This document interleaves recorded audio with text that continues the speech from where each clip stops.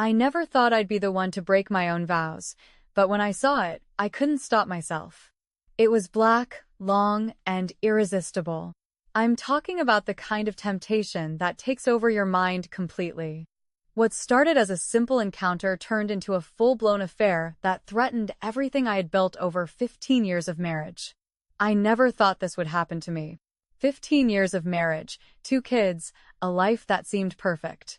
But you never really know what's hiding beneath the surface until you're faced with something you can't control. And for me, that something was him. It started innocently enough. We moved to a new neighborhood. And like any good wife, I made an effort to make everyone feel welcome. That's when I met Jason, the neighbor. A quiet guy, always friendly, but with a presence that made it hard to look away. At first, I didn't think much of it. He was just another neighbor, right? But then one evening, I was home alone.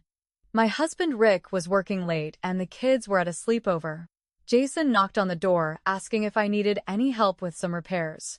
His smile was warm, genuine, but there was something about him, something magnetic. He wasn't like anyone I had met before. He was different. I invited him in to help. As he worked, I couldn't stop stealing glances at him.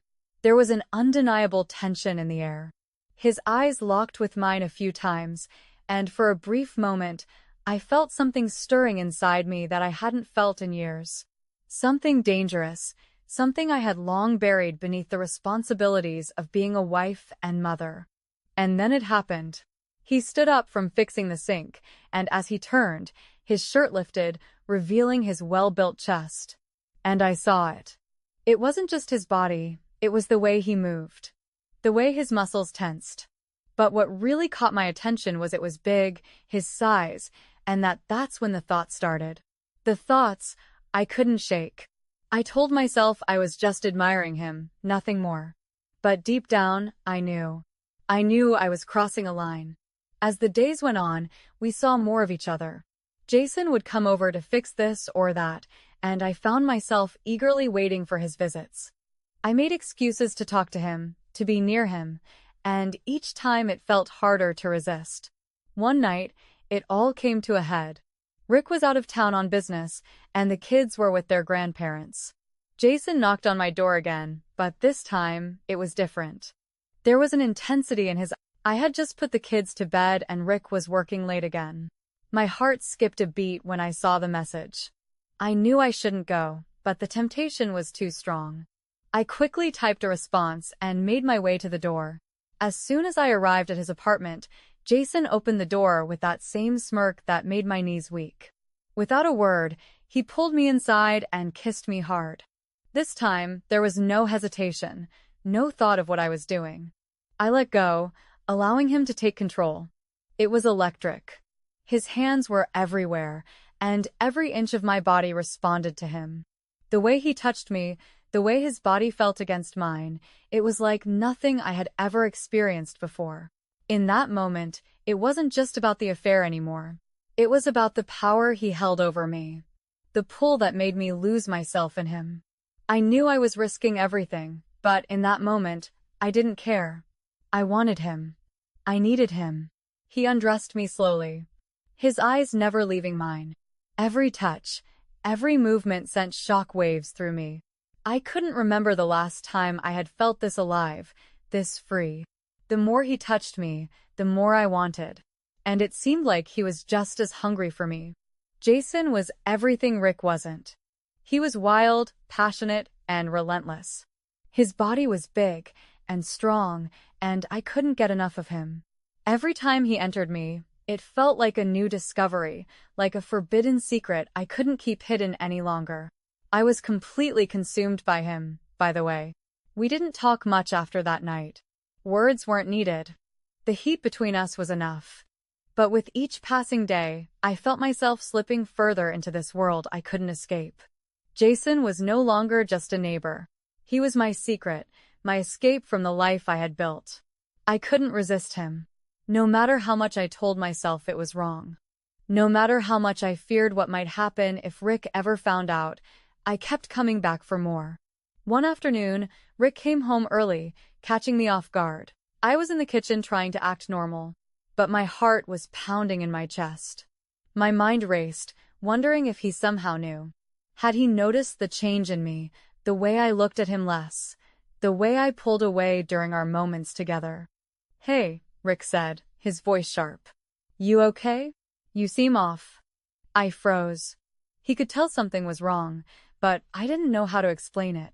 How could I tell him I was falling apart inside, torn between the man I had married and the temptation that was so hard to resist? "I'm fine," I said, forcing a smile. "Just tired." But Rick didn't buy it. He studied me for a moment, his eyes narrowing as if he could see right through me. My pulse quickened. Would he find out? Would he confront me about Jason? I couldn't bear the thought of losing everything, my family, my marriage. But I couldn't stop myself either, not now. That evening, after the kids were in bed, Rick was distant. He seemed to sense something, but he didn't know what. He was quieter than usual, and I could feel the tension in the air. As much as I wanted to throw myself into his arms and tell him everything, I knew I couldn't. The affair had taken over, and I was too far gone. The next few days were a blur of guilt and longing. I saw Jason almost every day, each meeting more intense than the last. We'd meet in secret, sometimes at his place, sometimes in my car. Each time felt like a fresh thrill, but the fear of getting caught never left. And then one night, as we lay together, Jason whispered something that sent a chill down my spine. "You know this can't go on forever, right?" he said, his voice low. I didn't respond. Part of me wanted to deny it, to pretend that everything would stay the same. But, deep down, I knew he was right. Our secret couldn't last forever. Someone would find out eventually. But for now, I didn't care. I wanted him too much to let go. As the days went by, I found myself living in a constant state of tension. The affair, the guilt, the desire, it all mixed together in a cocktail of emotions that I couldn't control. I was becoming someone I didn't recognize. A woman caught between two lives, both of which seemed equally impossible to let go of. But Jason, he was still there, always there. And with every encounter, I fell deeper into the spiral. The truth was, I didn't know how this would end. Would I lose everything? Would I lose Rick? Or was I already too far gone to stop now? But one thing was for sure. I couldn't resist him. And as long as he wanted me, I knew I'd keep coming back for more. Days blurred together, and with each passing moment, my world grew darker and more complicated. The weight of my secret threatened to crush me. Yet, every time I saw Jason, every time I felt his hands on me, I was reminded of why I couldn't stop. The thrill of our forbidden affair had become a drug, and I was an addict. I'd never imagined myself in this position. 15 years of marriage, a beautiful family, and yet I was letting it all slip away for the taste of something forbidden, something I couldn't control. My husband Rick was still oblivious, though I could see the cracks starting to form. He'd started coming home earlier, picking up on my moods, asking questions I didn't want to answer. But I always deflected him with a smile, pretending everything was normal. And then, one night, everything changed. Rick came home early again, his briefcase in hand. He stepped into the living room, looking at me with a strange intensity. Something was different, something was off. I could feel the tension in the air before he even spoke. "Why have you been acting so distant?" he asked, his voice soft but serious. I froze. My heart skipped a beat. He was getting too close. I tried to brush it off, but I could feel the pressure building. My mind raced, trying to find an excuse. Anything to cover up the truth. "I've just been tired, Rick," I said, forcing a smile. "You know, the kids, work, just everything." But he didn't buy it. He looked at me. Really looked at me as though he could see right through the act. I could feel the cold sweat forming on the back of my neck. "I don't believe you," he said quietly. "There's something you're not telling me." It was like the air in the room had thickened, suffocating me. I wanted to tell him the truth, wanted to come clean. But the thought of it, of losing everything, terrified me. The kids, the life I'd worked so hard to build, the stability I'd taken for granted. For a moment, I thought maybe I should end it. That maybe Jason wasn't worth all this. But the pull to him was undeniable. The need to be with him, to feel alive, to escape from my responsibilities. It was too strong. Rick stepped closer, his face inches from mine. "Who is he?" he asked, his voice shaking, barely a whisper. The question hung in the air. My heart was pounding so loudly in my ears, I could barely hear anything else. I opened my mouth to respond, but no words came. I knew that if I said Jason's name, everything would change. My life would unravel in front of my eyes, and there would be no turning back. And then, as if on cue, the doorbell rang. I almost jumped out of my skin. Rick looked at me, his eyes narrowing. "Who's at the door?" he demanded, his voice sharp. I froze again, panic seizing my chest. I knew who it was. I knew Jason had come over for our secret meeting just like he always did. But this time, everything felt different. The walls were closing in, and I was caught in a trap. I couldn't escape. I didn't want Rick to answer the door. I didn't want him to find out, but I knew it was only a matter of time. Rick, his patience clearly wearing thin, walked toward the door. As he opened it, I held my breath, praying for some miracle to intervene. But no miracle came. Jason stood there casually dressed, his expression unreadable. He glanced past Rick, looking straight at me. It was like time had stopped for a moment. Rick looked at him, then at me, his face contorting with confusion. "Who are you?" Rick asked, his voice calm, but laced with something dark, something that felt like suspicion. Jason didn't flinch. He stepped forward, his presence commanding. He didn't seem nervous or uncomfortable, as if he'd been prepared for this moment. "I'm Jason," he said, his tone cool. "I live next door. I've been helping out your wife with some stuff around the house." Rick's gaze shifted between the two of us. The tension in the room was suffocating. I could feel the walls closing in, the truth threatening to spill out. But Jason didn't stop there. He looked me in the eyes, and in front of Rick said the last thing I expected. "I think she's been feeling neglected, man. We've had some conversations." My heart skipped a beat. Jason had just dropped the bombshell, and the silence that followed felt like an eternity. Rick's face palled, and I saw the realization dawn on him. The anger, the hurt. "You've been seeing him." Rick's voice cracked with disbelief. His hands clenched into fists. Behind my back. I stood there paralyzed, unsure of what to say. The guilt, the fear, it all came rushing to the surface, but I couldn't bring myself to apologize. Not for him. Not for Jason. Jason, always the calm one, didn't back down. "I think you should talk to your wife," he said, turning to leave. "But if you don't mind, I've got to get going. I'll leave you two to sort things out."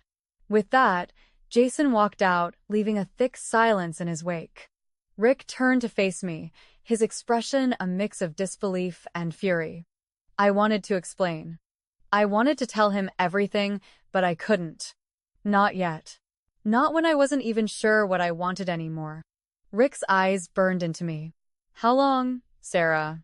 How long has this been going on?" I had no answer for him. The truth, the whole truth, seemed too much to bear. The weight of it crushed me, but I couldn't stop what had already begun. Jason had become too important to me, and no matter how much I hated myself for it, I couldn't let go. Rick was shaking, his voice trembling with emotion. "Is this really how you want to end it? 15 years, Sarah. 15 years of trust, and you just threw it all away." The room was spinning, the guilt was suffocating. I wanted to apologize, I wanted to take it all back, but I was too far gone. I had crossed a line, and there was no turning back now. The silence in the house felt like an eternity. Rick stood there still looking at me with a mixture of shock and anger, as if trying to comprehend what had just happened. My chest was tight, my heart pounding, but no matter how much I wanted to explain, no words came out. "I never thought this would happen," Rick finally said, his voice barely above a whisper, but filled with hurt. "You were everything to me, Sarah. What about us? What about our family?" His eyes softened for a second. And I could see the man I had married, the man who had always supported me, who had been there through thick and thin. But that man was slipping away, and I could feel it in every moment. I wanted to reach out to him, but how could I after everything I'd done? My mind raced. Part of me wanted to come clean, to tell Rick about Jason, about the affair, about how much I had fallen for him. But another part of me, the part that had been longing for excitement, for freedom, didn't want to face the consequences. How could I go back to the life I had before? Would Rick even look at me the same way again? The guilt was overwhelming, but the need for Jason, the addiction to him, was stronger. I slowly walked past Rick, my steps unsure, my mind lost in a haze. But before I could escape, he grabbed my arm. "Where are you going?" Rick demanded, his grip tight. I looked at him, my eyes filled with sorrow, but I couldn't answer. "Sarah," he said, his voice pleading now. "Just tell me the truth. Please, I need to know everything." I wanted to tell him. I wanted to break down and confess it all. But Jason's face flashed in my mind. His hands on me, his body, his voice, everything that had consumed me. I couldn't let go. "Not yet. I'm not going anywhere," I whispered, my voice trembling. "I just need some space. I need to think."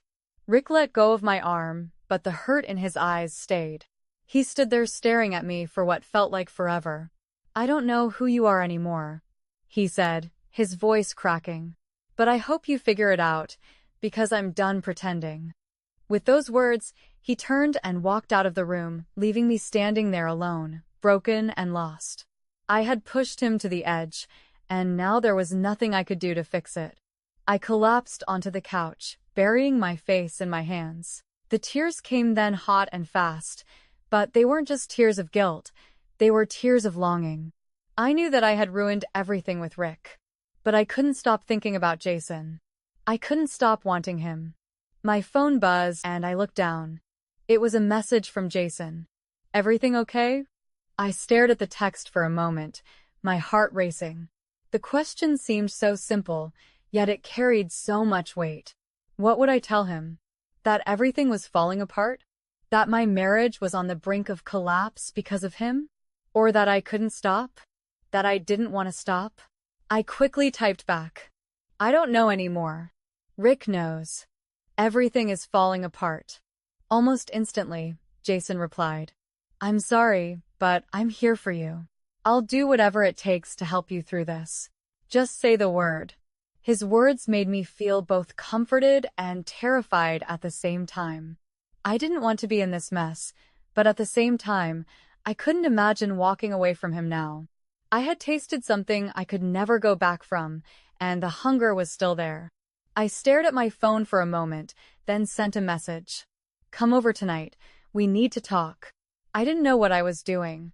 I didn't know what I was going to say when he got here. But I knew one thing. I wasn't ready to let go of Jason. Not yet. The hours passed like minutes, and the reality of the situation hit me harder than I could have ever imagined. As the evening approached, I sat by the window, staring out at the fading light. I was lost, trapped between two worlds. One where I was a wife, a mother, bound by years of shared history and love, however fractured it had become. The other was a world filled with passion, secrecy, and a dangerous kind of freedom represented by Jason. I felt my phone buzz again. This time it was Jason confirming that he was on his way.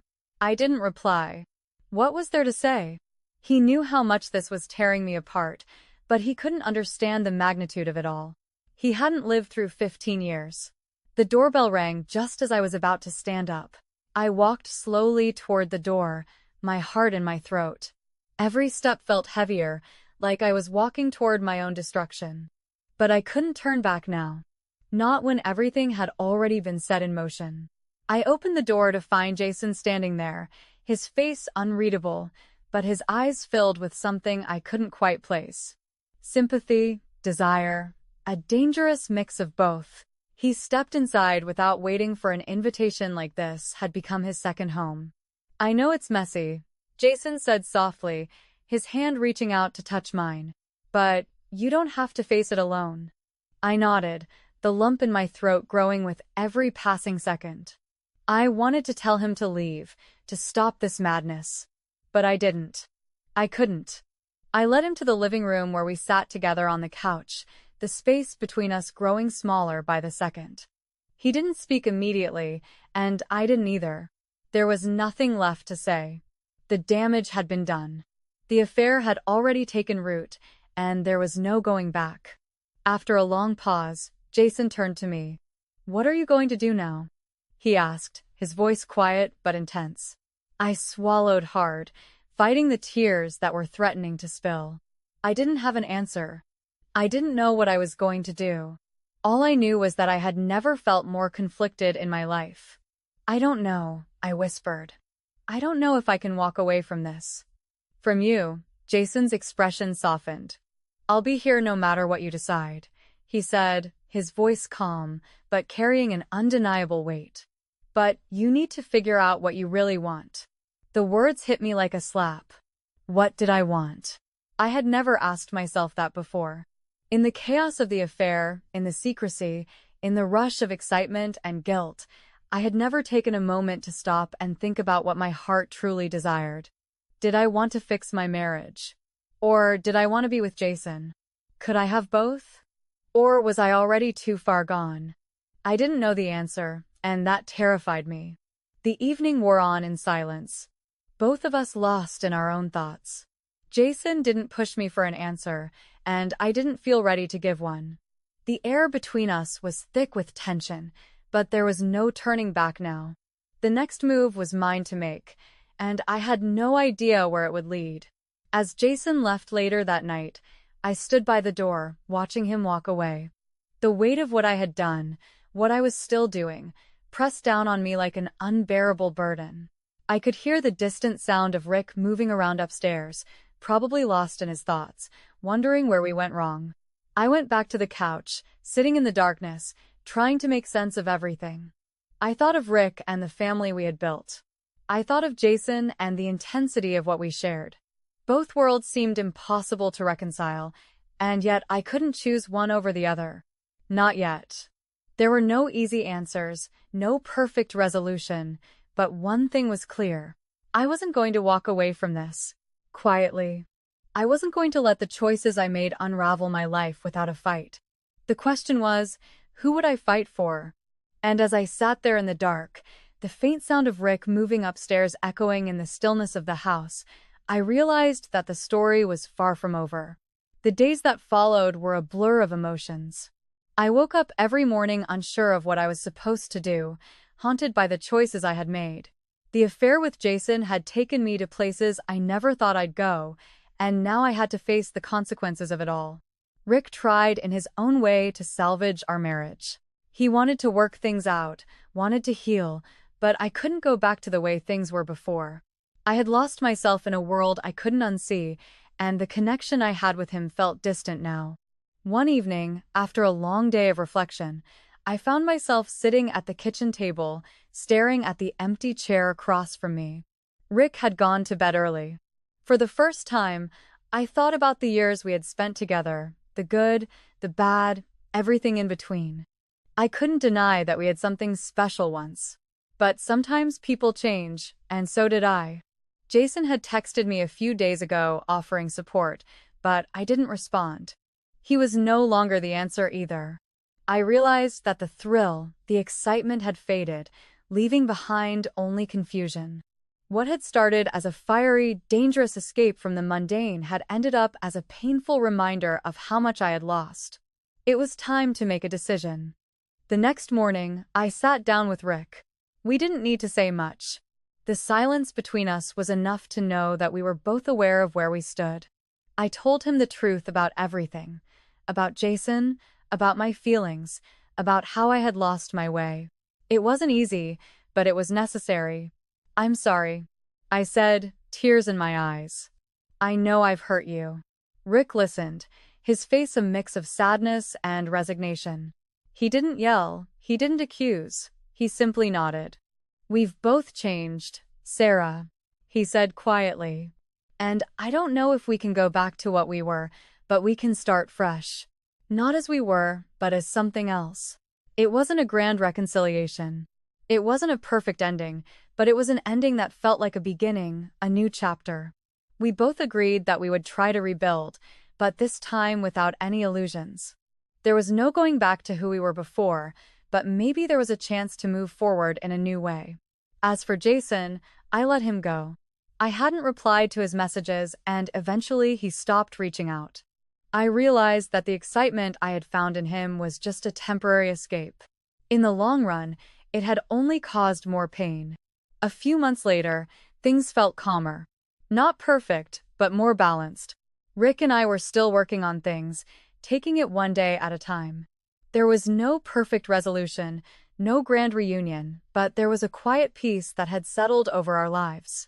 The past was behind us, and though the scars remained, they were slowly healing. The story was one of mistakes, growth, and ultimately the realization that life isn't always about grand moments or intense passions. Sometimes it's about finding balance in the quiet, in the simple moments, and learning to live with the choices we've made. Thank you for being a part of this journey with me. If you've enjoyed the story, make sure to subscribe and leave a comment. I'd love to hear your thoughts. Until next time, take care.